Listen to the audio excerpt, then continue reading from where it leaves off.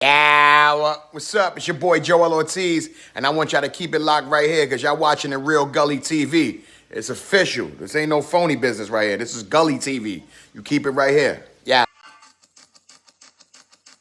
got a hunger for the mic, my appetite strike late at night, food for thought, hold down the fort, up in the port of riches, last seen giving stitches, grab the cat eyes, go mode, crucifix, his team acting superstitious, one iron, one vacant, reaching for his one trying to get close, I got the truth and I'm firing, blood cushion, I think I hear sirens, commotion, still shoning, off the war potion. Yo, we be the masters of circumference. My thought can't be out the body, my control substance. But the key to this shit is stamina and posture. A group of airlights, my team deep like a roster. You lobster, you break the legs and follow postures. Cut the tongues off the snakes. This one is my posture. I'm pricing in life. I should always think twice. Remember, always think twice. This one human state. Maybe coming away, kid. So wake up. Hey, yo. Get around. You liable to get your whole neck slapped off your shoulders. Quick, fast, faster than the eye blink. So I think who will live amongst the robbers, MCs, and DODs that I run with and clap with. Thoughts with to elevate me to a higher standard. As I landed, whenever stranded, as we call PR terrorists, apprehended. Analog suspects on the set. Killer concoction, round riding, stay plotting. Yesterday with grenade shot, they call it Manswood. Ah! Ugly, nip it in mud. My soldiers gonna love me, grab the mic. Look into the sun and shine way above me on my forehead. Today, have my daily bread. Shit, it was you. It's always fed. This is my original copy. Yeah. This is my original copy. I think I bought this in 1998. 1998. What year did this come out? I believe it came out in 98. Caught it right when it came out. I was in the penitentiary. I was like 19, I believe, 18. And the video came on in the motherfucking day room. This is when they had the day room. We would just be banging Rap City and shit. This shit came on. I was like, God damn! The beat that shit was crazy. So when I was on my way home, I think I went home like about 2-3 weeks later. Yeah. This is one of the first CDs that I bought. And when I bought it, I remember I bought this and I bought Illmatic. And the guy in the record store, he was like, yo, where you from, yo? He wanted to know where I was from and shit. He was like, nobody was in here grabbing this and shit. Oh, wow. And I had to explain to him that I was a hip hop purist. It was more so of a regional thing. You know what I mean? And, where were you at the time? Here in Pennsylvania. Sundance Records and Tapes. And bought this, and this motherfucker went to college with me. This motherfucker home from college. I had this joint, man, and I still got it. And I just noticed that you did 2 verses on the Shootout. Explain. Yeah, well, you know, it was like they couldn't take me off. I was just on fire. My pen game got crazy. You know, that shit turned to napalm flames on that second album. The first one, I did my thing, you know. If anybody knows, we had the Wu Renegades on there. I made my name. I came through. I smashed. But I was really, you know, we started going on the road, touring a little bit with the clan, you know, doing our promo tours. We had our first promo tour with Black Eyed Peas, MOP, shout out to them, and Jungle Brothers. You know what I'm saying? So, you know, we started getting that road work in, and then you just get a whole different, you know, vibe, you know, your energy. You know, I was seeing things, you know, I was getting out of New York, and then, you know, from there, my pen got hot. And I laid 2 verses on the joint. They was smashed, they was killers, and nobody wanted to take me off. They were like, nah, they got to stay. And that was pretty much that. Somebody in the chat just made a good comment, and I agree with him. There was no announcement. I don't recall, because like I said, I was in jail. I'm getting magazines and shit like that. This is the height of the magazine shit. And I'm getting magazines, and I don't remember it being no announcement. Y'all just appeared on BET. Oh, yeah. And then I think y'all started to get press after that, but it was like nobody knew. And y'all came out in the height. You probably could say the height of WU-TANG and shit. Like It's Yours was still on, and Triumph was still coming TV when y'all was in rotation and shit, like, so y'all was right in the thick of it. That's a fact. We came through pretty much around the Wu-Tang Forever album around there. I believe 97 of the Wu-Tang Forever dropped 97. We dropped 97 too. So we came when they were coming with their second joint. You know, it was just like a Wu takeover at that point. Like, All right. you know, I know from doing research, some of the members of Killarmy are blood relatives of Wu-Tang, right? Mhm. RZA's brothers and RZA's Yeah, brothers. RZA's brothers, Night Prince, and Power's brothers, Killa Scent. Okay, boom. How did the group formulate? And how did who put y'all together and shit? It wasn't really no putting together. Like, you know, we wasn't a made up group. Like, let's pick this one, pick that one. Me and Ninth started out rapping. We was a duel. We was Cool T and Capital D as shorties, rapping around the way. So we always been rapping. We was trying to emulate what, you know, Big Dog was doing, RZA, you know, his big bro, and what they was doing over there. We was like, you know, I used to be in the crib with ODB, Jizza, because that's RZA's family. So I was around Wu-Tang, pre-Wu-Tang, when it was really just Jizza, ODB, and RZA. Like, I was around since a shorty. A lot of people wasn't around since pre-Wu-Tang. You know what I'm saying? I'm from pre-Wu-Tang. You feel me? Since that formulated as a group. So, you know, they came through, they did their thing, and then we came on. And Knife went to Ohio, which a couple of the members from the group, if you did your research, is from Ohio. You know, plus our beat maker, Fourth Disciples, from Ohio also. He, you know, that was another little stomping ground because RZA had family out there. You know, Pops lived out there, Knife had his Pops lived out there. You know, it was a lot going on. You know, dudes was kind of doing their thing out there too. You know, the OT move out there, you know, in Steubenville, Ohio. So that's that, you know, Fourth was doing his thing. Fourth came from music too, so he was doing his thing. His father kind of put him on the music, but when he got around RZA, he started kind of, you know, constructing and doing his thing with the beats, like, you know, and kind of like somewhat of a student to RZA. Not saying he wasn't doing music prior to him, but, you know, kind of like with that sound that we was creating, like, you know, around that time, you know.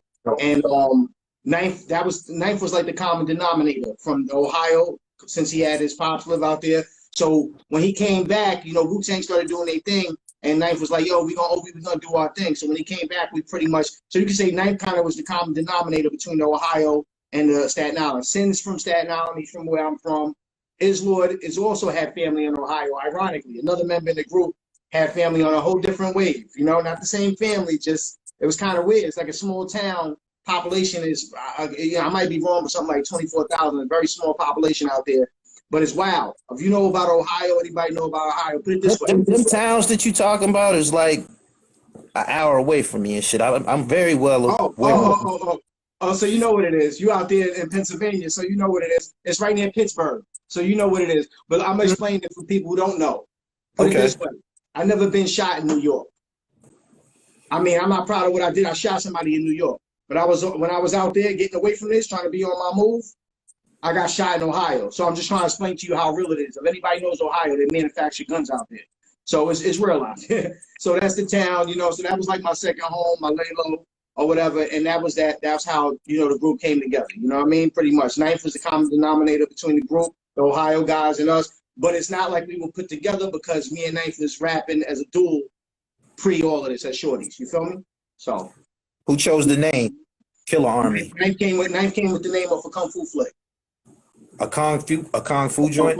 Yeah, you know Wu-Tang infamous for the kung fu flicks, you know what I mean? Yeah, I was gonna say something about that. Ironically, you and Shyheim's new record is called Ninja Stars, right? Correct. Yeah. Yeah, y'all sticking to the formula. How you get with Shyheim and shit? Give me some history on y'all relationship. Well, see, Shyheim was around from the duel of me and Ninth back then. I know Shy since 8, 9 years old. We just grew up in Stapleton. We grew up in the same hood. You know what I mean? So Shy was pretty much there the whole time. We used to rap. We used to trade raps back in the days. We used to battle rap. We used to do all of that. And we used to skateboard. You know what I mean? I was going to say that for the documentary, but I'll let that out. We used to be skateboarders, you know? I used to jump dudes on ramps like 9, 7 heads. We used to make the dudes line up under the ramp, 2-foot ramp, and ride my Bruce Lee skateboard, jump over them, sometimes hit dudes on their shoulder and their head, you know, whatever. But we used to do our things. Shy was riding skateboards with us. We was posers, though. We weren't real nasty with it, you know. We do a little acid drop here and there, but you know what I'm saying? We were skateboarders when we were shorties, you know what I mean? Amongst other things, fighting pit bulls and doing all that crazy wild, you know, wrestling and you know. But yeah, that's so Shy's is now his. Look, Childhood shit, no doubt. yeah, so when you see me and Shy do our thing, you know, cats be saying like if you look at the message, like they can see the energy, they can see the chemistry. It's because the history is so long, man. It's like it's family, you know. Give me your views on being a Spanish MC and shit. Recently I seen a documentary. 6ix9ine got a documentary. I don't know how you feel about that whole thing, but he got a dope I documentary haven't out. checked it out yet. My man was telling me to go check it out. I haven't checked it out. He said it was dope though. It's crazy. It's dope? fire. Yeah, Alright. it's fire. Bodega Bams is on there. Mm. Bodega Bams says that he was like, they asked him why did 6ix9ine come and do a song with him, and he was like, you know, maybe because I'm Puerto. He was like, no, this is exactly what he said. He said he came to fuck with me because I'm the premier Spanish MC in the city. Mm. Well, that was a good look. That was a good. You can't knock the brother for you know, hitting Nah, himself like that. he allowed to say that. What I'm saying is, you haven't been so visible in years past. So maybe he felt that that's what it was. But I know that from travels, it's some nice Puerto Rican MCs out here. Oh, that's a fact. That's a fact. You 100%. And it might have to do for a lot of things. A lot of things might have to do to the visibility as you in your window. You know what I mean? But Right. yeah, I plan on changing that, man. You know what it is, man. When you building your own brand, and you're not really like, see, I could throw the W on my shit. If anybody follows me, my diehards, you know what I mean. My people like to call them the P-Hive, because I got a dedicated fan base of cats who actually been following what I've been doing for a while. But for those who haven't, you know what I mean? They know what it is. They know that like building your own brand and not like throwing the W on everything to get that attention. You know what I'm saying? Which I've been doing my end, napalm. I started from the ground zero because a lot of business dealings and stuff like that. I like to eliminate middlemen, because every time you got a middleman, that means you got somebody hitting you with cutting some cheese. You don't know what's going on behind the door, and that's just the way it is. After the Killer Army.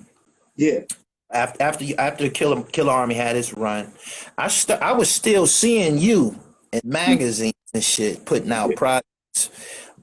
You went indie and started dropping joints, because I remember seeing you with the you know, you was always rapping shit on your head and shit like that. You know I'm on that terrorist shit. You know I'm on that terrorist shit. Yeah, terrorist shit. Terrorist shit. Y'all already know. Salute. Right, I was seeing you in magazines still. So, what projects did you drop after Killer Army? Oh man, I mean, really, we gonna have to do a whole. You know what you're gonna have to do, right? We're gonna have to snapshot them off the page and put them on and flash them when you do a little edit, man, and put this, you know, on the YouTube. Because if I go through the list, man, I mean, I dropped my first joint was Terror Is Him. You know what I mean? I sold 30,000 out the trunk on that. You know, that was riding off the wave of coming off tour with the Clan and all that. That was before really the .comers and all that. You know, I was moving that on the streets. You know what I mean? Then I started selling it online. You know, because the online thing was new at the time. You know what I'm saying? So I dropped that. Then I came with the Unreleased. That's the White Album with the hoodie. You know what I mean? Another joint that I sold, I did good numbers on. Now, this is all independent. So this gave me the itch to say, you know, we ain't making no bread like that doing this. You know what I mean?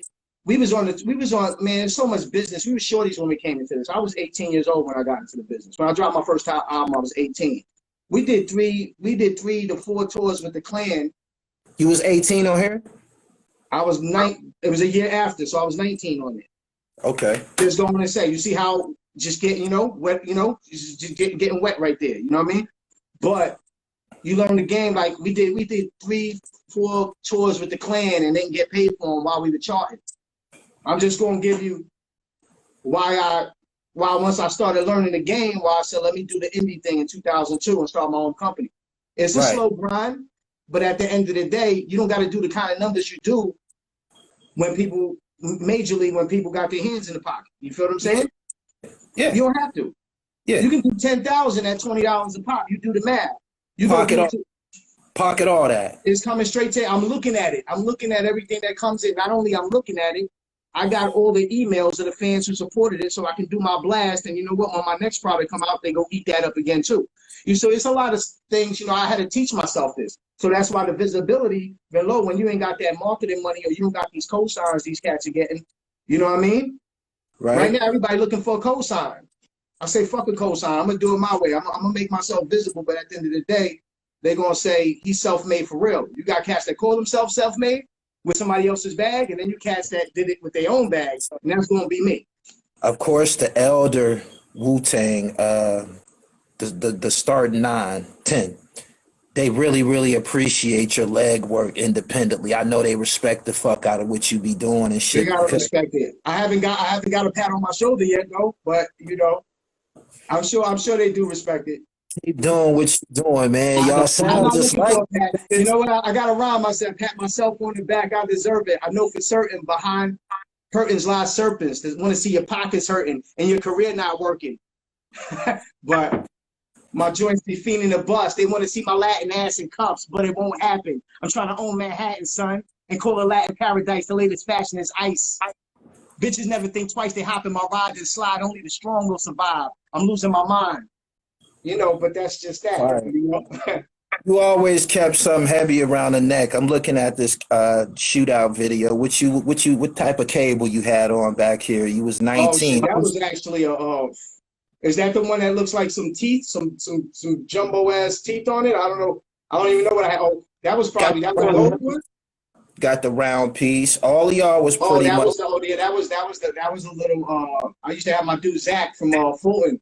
He used to lace me with all the joints. He used to make the joints, the custom joints. A lot of cats used to go to him. Zach on Fulton Street in Brooklyn. Everybody know him. Shout out to out there. I'm looking at this video and explain to my viewers how important it was to have a chain in 1998. To have a what? To have a chain hanging from your neck in 1998. it was dangerous, but it meant something at the same time.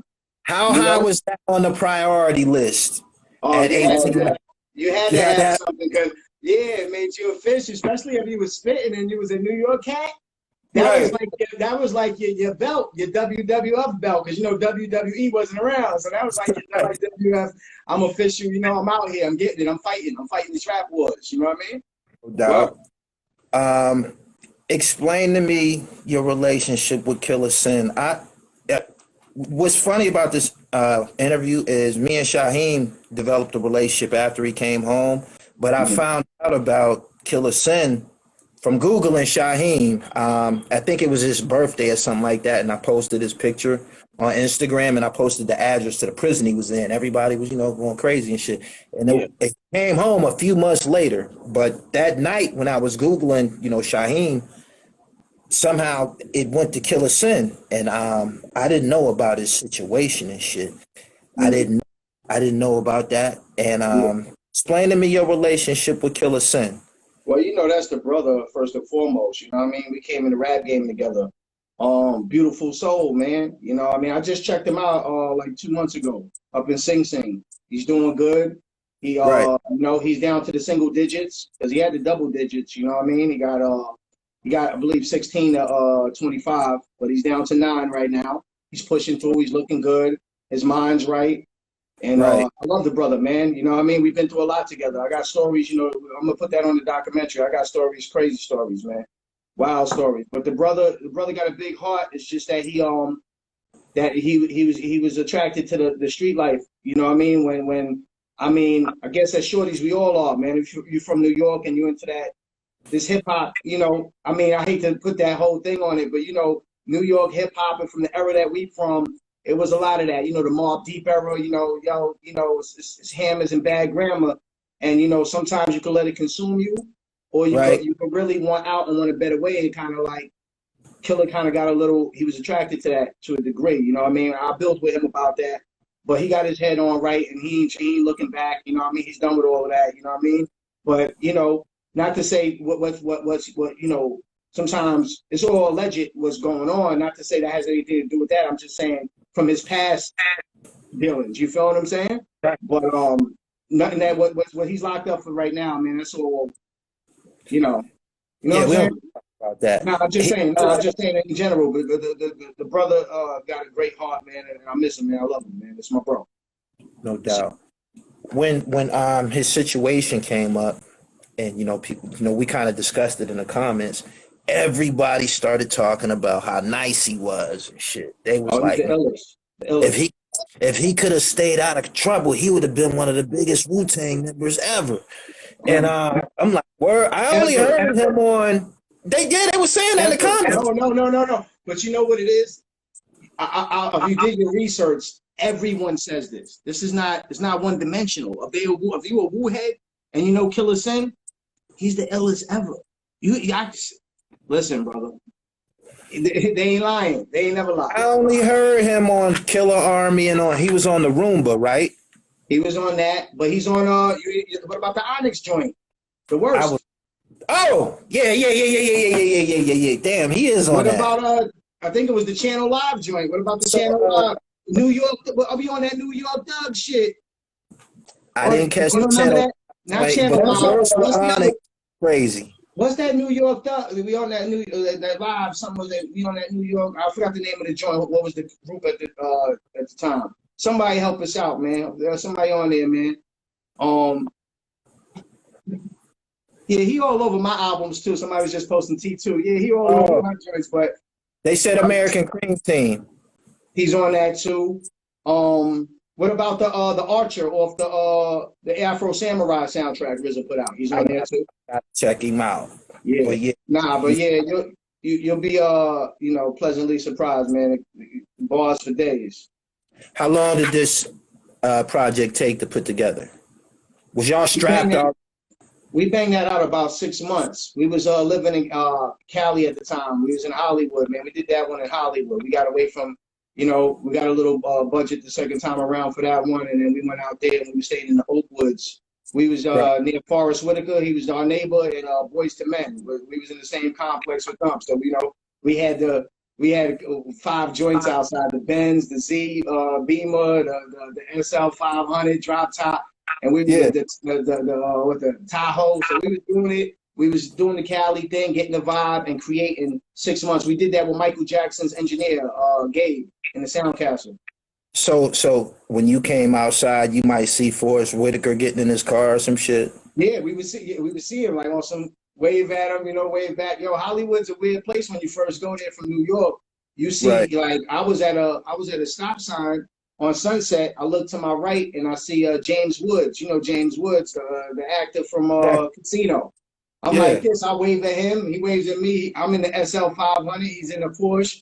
I'm like, I'm there, James Woods. I grew up watching these dudes. I'm a movie buff, so I'm like, But yeah, man, it's good times, brother. What was it says, of course, executive producer, the RZA. What did he just do? Just drop beats off to y'all and the engineer, or he actually sat there and worked with y'all?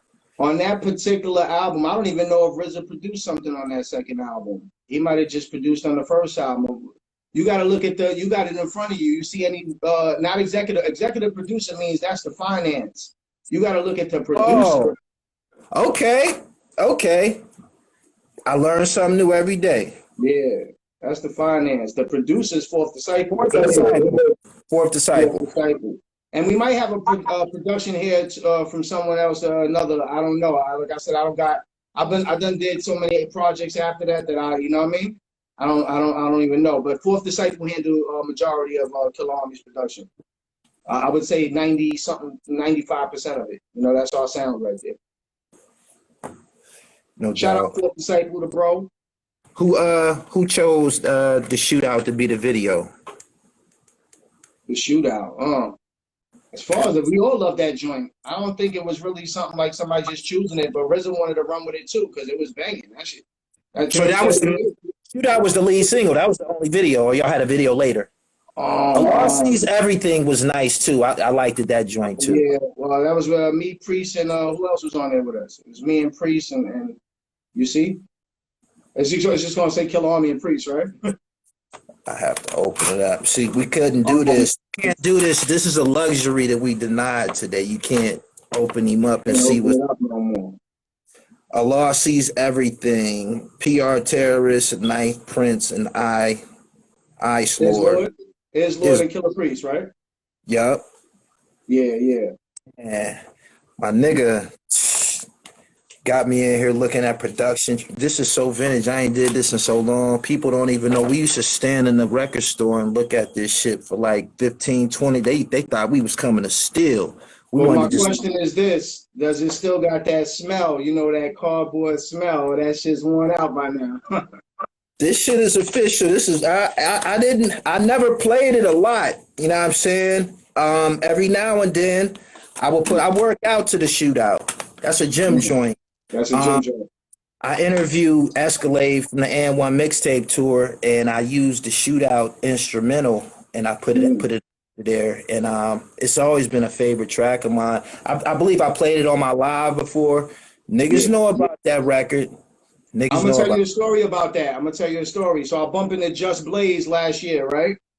And he tells me he was DJing at a spot, and I went there with Papa Wu. And he tells me the first joint he ever, when he bought his Lamborghini, the first album he put in the first song, he said his first Lamborghini, he was getting flower, you know, he was sideways stunting on me. He said when I bought my first Lamborghini, the first joint I put in there was Shootout by y'all. And then he told me he used to intern at either the cutting room, I believe it's the cutting room, when we were working on one of our albums. He was an intern at the cutting room. That's some history for you. Just Blaze. Turned out to be Grammy winning and all that, Grammy nominated, whatever, producer. Shout out to Just Blaze, man. One love, brother. The story was great. So who amongst y'all or amongst y'all peers, who did they say got off on the Shootout? Oh man, well, you know, I went twice. I just want to say for the record, the Shootout was Killarmy's triumph. That was your triumph. That was your first triumph. time I heard that. First time I heard it put that way. That's dope, though. I can see that. Everybody got a chance to let their nuts hang, and I liked it. Everybody's voice sound distinctively different, and y'all was just there rumbling, man. How was the recording process, and when did you do your 2 verses? That second one, Dirty Doctrine, Killer Concoction. When did you do that? Man, I like I said, man, that was just, it was so long ago, man. We going back, when was 97? I was 98? Oh man, come on, bro. You're killing me right now. I just know I went in, I went ham, and that was that, you know. You got 2 verses off. You got 2 verses off. Somebody had to clear. Somebody had to give you clearance to do that. Somebody had to choose you twice. Like, what's up? You set it off. And you set it off. The first time we ever heard a Killarmy record, a Puerto Rican nigga just start barking on us and shit. Pioneer. Yeah, I appreciate that, man. I appreciate it, bro. Nah, I just went and did the damn thing, man. Really, man. When you got that kind of energy around you, when you mic grappling with a bunch of ill swordsmen, you got to just come in and do it. I had to show my ass. I had to let them know there's a real Latin brother out here repping Staten Island, New York, man. And his name is Don Pachino, the PR terrorist, if y'all don't know. You know what I'm saying? So I was just getting fly with it, man. It was my world. You know, I was in the zone. And that's it. I just did the Murder Unit 3. Murder Unit 4, 3. I dropped it today. And looking at old videos of Capone and Noriega and shit, and it's that era when niggas was wrapping T-shirts and shit around their head. I could always so that was my college years, and we would be in the parties in college. And as soon as it get hot, everybody tie their shirt on their head like PR terrorists and shit. Yo. Man, did y'all as y'all travel, did y'all start seeing people adopting that look? Oh, of course. You know, New York is the trendsetters for a lot of this, man. Like, come on. Let's just talk hip hop in general, man. Who set it off? New York. So, you know, look at what it did. It's a worldwide billion-dollar industry right now. So, of course, if you got something ill and you're doing something, you know, something impactful, man, you're gonna always have people following suit.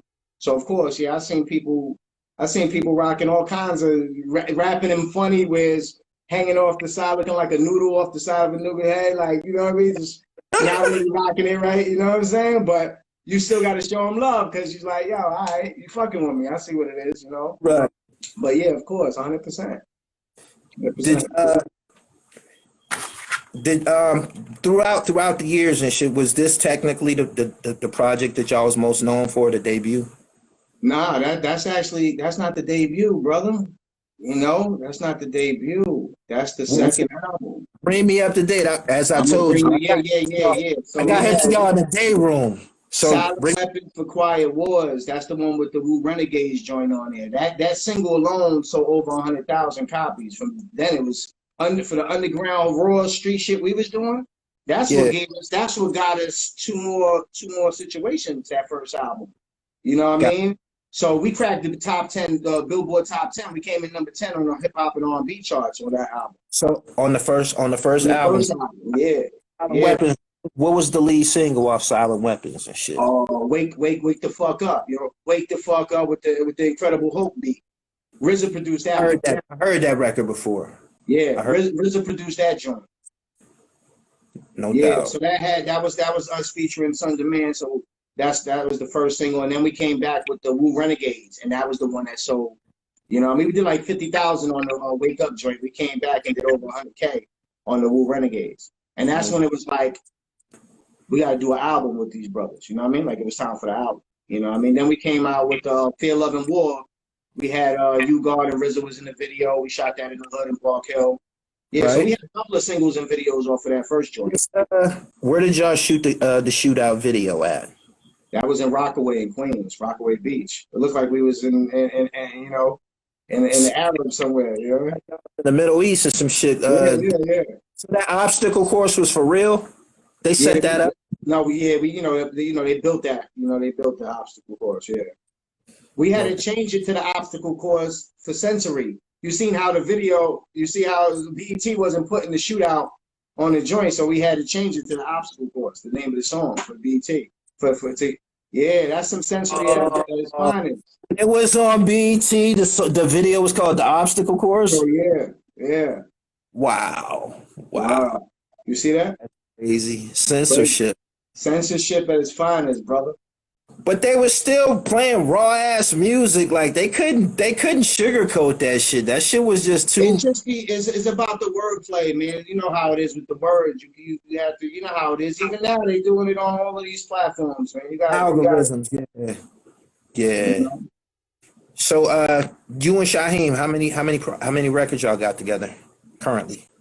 I was on his Man Child album.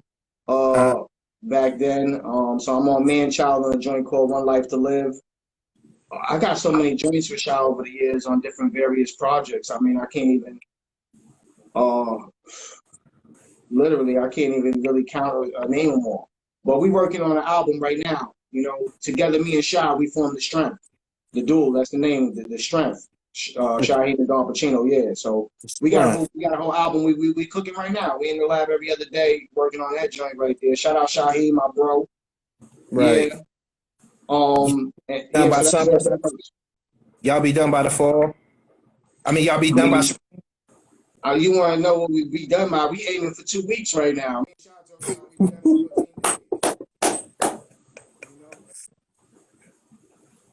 That's what's up.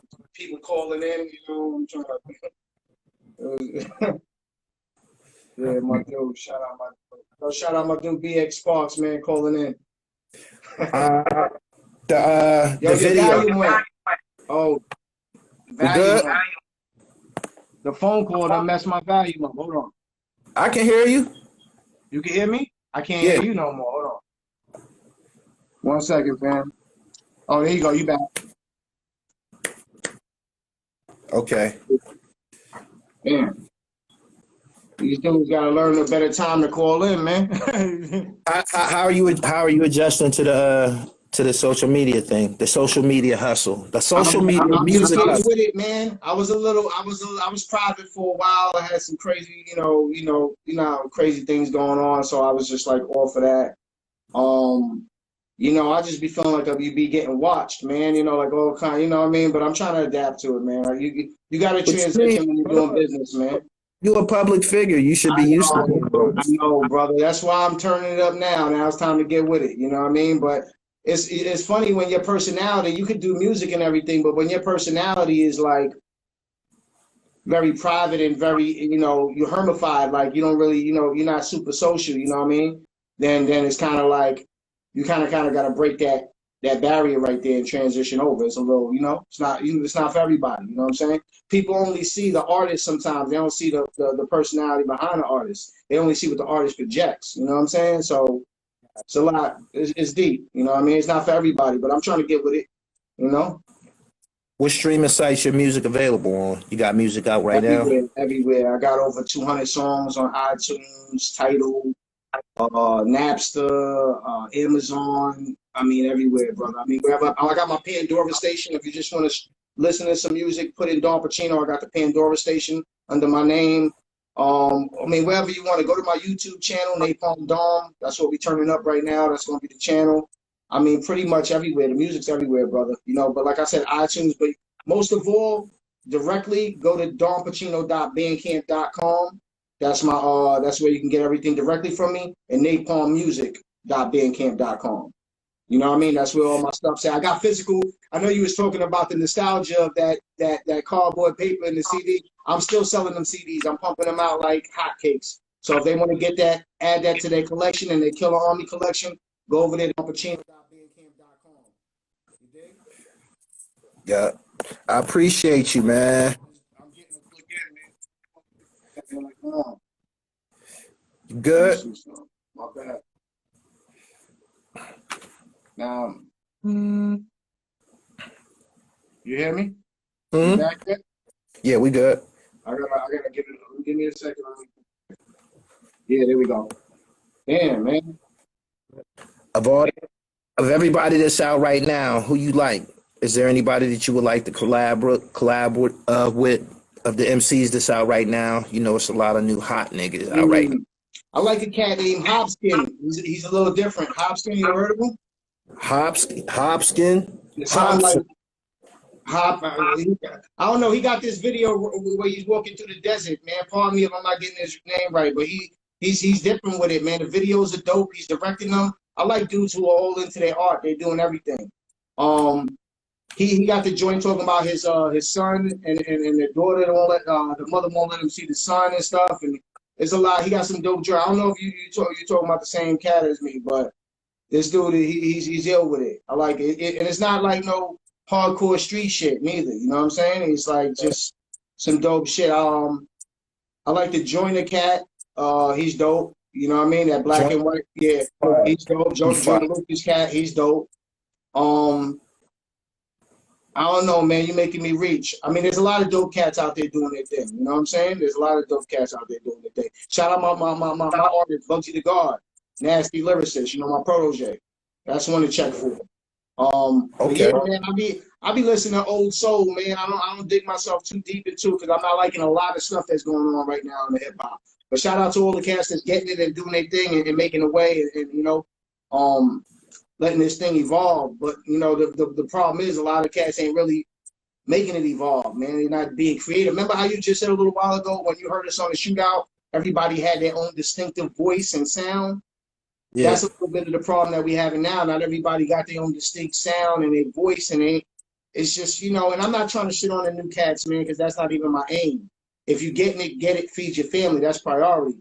But just dig a little deeper, man. Bring, you know, be yourself. A lot of cats hear the new wave. They hear some new cats doing it, and now all of a sudden everything's sounding like that. You in this little warp zone. Like, get out the warp zone. Don't be scared to be yourself and be original, man, and do your damn thing. Because when I came into this business, I didn't have a fan. I didn't know what a fan was. I was making the music that I love to make and create, and then it galvanized fans all over the goddamn world. I didn't have no fans. So I'm going to continue to do it my way, and I'm going to grow from there, and that's that. Like I said, I might not be for everybody, man, but I'm from the real cast. I'm a hip-hop purist. You like real hip-hop, real lyrics, something that's going to make you dig deep and think, some fly wordplay, some slang, then I'm going to bring that to the table. You know what I'm saying? I'm going to represent New York all day. That's what I bring. I appreciate your time. I don't have nothing further, my nigga. I just told you I wanted to, you know, shed some light on the video that y'all dropped tonight. I'm going to go check.